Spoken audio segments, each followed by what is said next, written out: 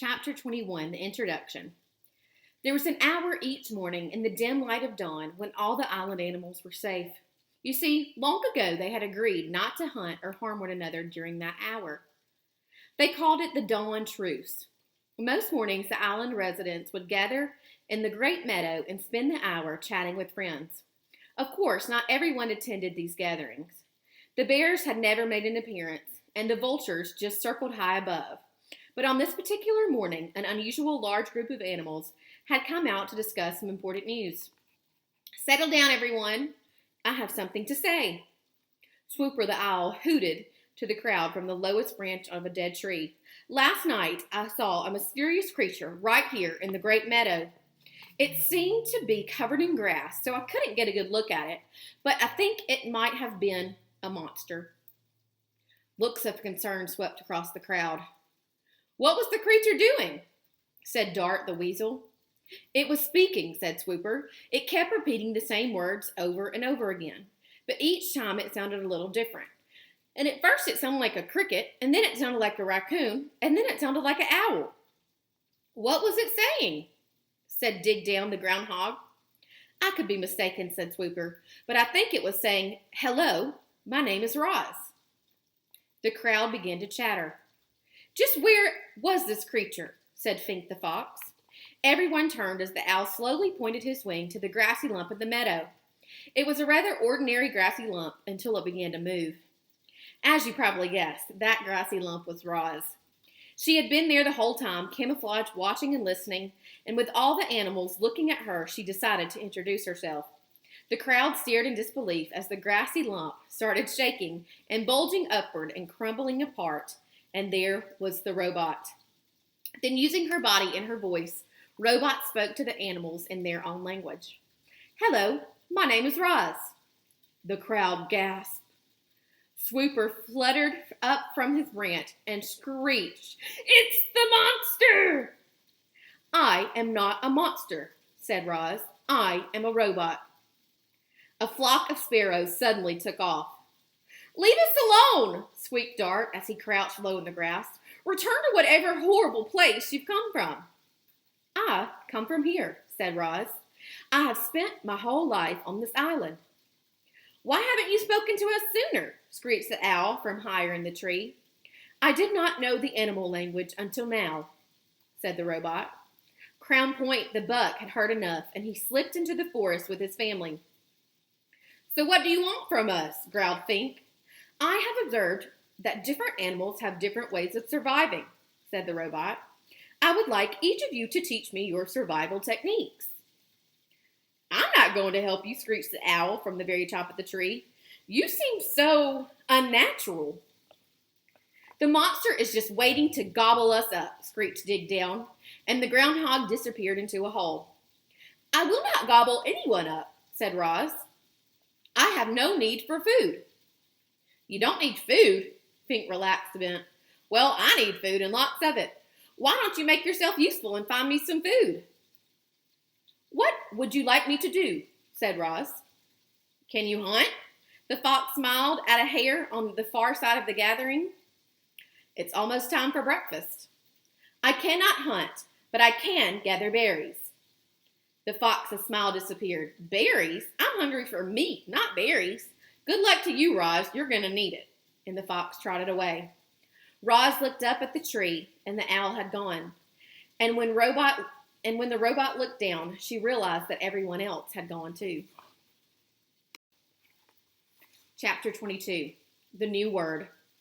A new word was spreading across the island. The word was Roz. Everyone was talking about the robot, and they wanted nothing to do with her. "I don't think I'll ever feel comfortable knowing that Roz is on the prowl. I hope Roz camouflages herself as a rock forever." "Shh, there's Roz now. Let's get out of here." Roz wandered the island, covered in dirt and green growing things, and everywhere she went, she heard unfriendly words. The words would have made most creatures quite sad, but as you know, robots don't feel emotions, and in these moments, that was probably for the best. Chapter 23. The Wounded Fox. "My face! My beautiful face! Somebody help!" Fink the fox was lying on a log, howling in pain, with a face full of long, sharp quills when Roz appeared. "Isn't there anybody else who can help?" "Would you like me to leave?" said the robot. "No, please don't go. I'll take what I can get." "What happened?" "I don't think that porcupine could see me in the bushes, and when I went for his throat, suddenly there were quills in my face." "Why did you go for his throat?" "Why do you think?" "Because I was hungry." "If you had not attacked the porcupine, you would not have quills on your face." "Yes, Roz, I know that. But a fox has got to eat.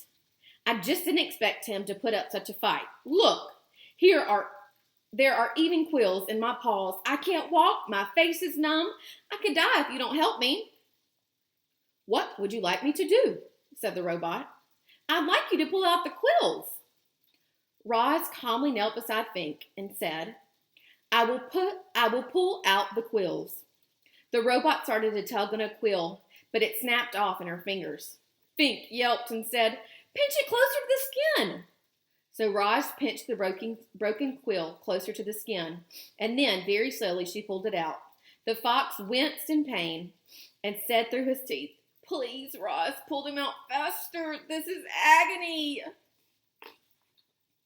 Roz quickly tugged out another quill, then another and another.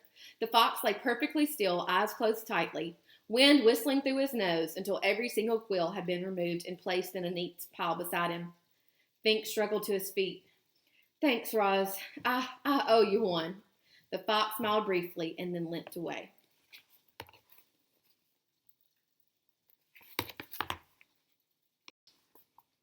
Chapter 24, The Accident. As Roz wandered through springtime, she saw all different ways that animals entered the world. She saw birds guarding their eggs like treasure until the chicks finally hatched. She saw deer give birth to fawns who were up and running in a matter of minutes. Many newborns were greeted by loving families. Some were on their own from their very first breath. And as you're about to find out, a few poor goslings would never even get a chance to hatch. Roz was climbing down one of the forest cliffs when the accident happened. The wind started blowing out of the north, and suddenly clouds were rushing over the island. With the clouds came a spring shower, a downpour actually, and there was our robot clamping her hands onto a wet block of stone on the side of the cliff.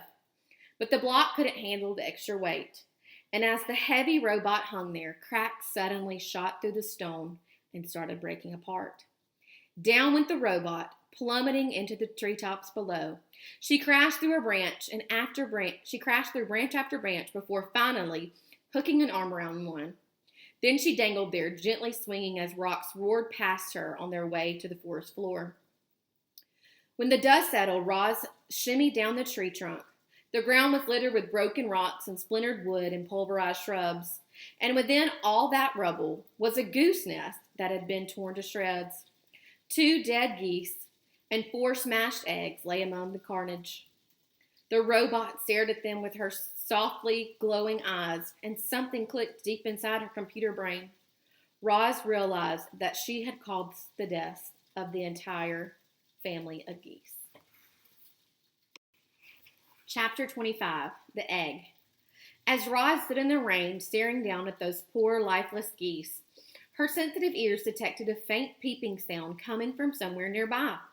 She followed the peeps over to a clump of wet leaves on the ground, and when she peeled back the leaves, she discovered a single perfect goose egg sunk in the mud.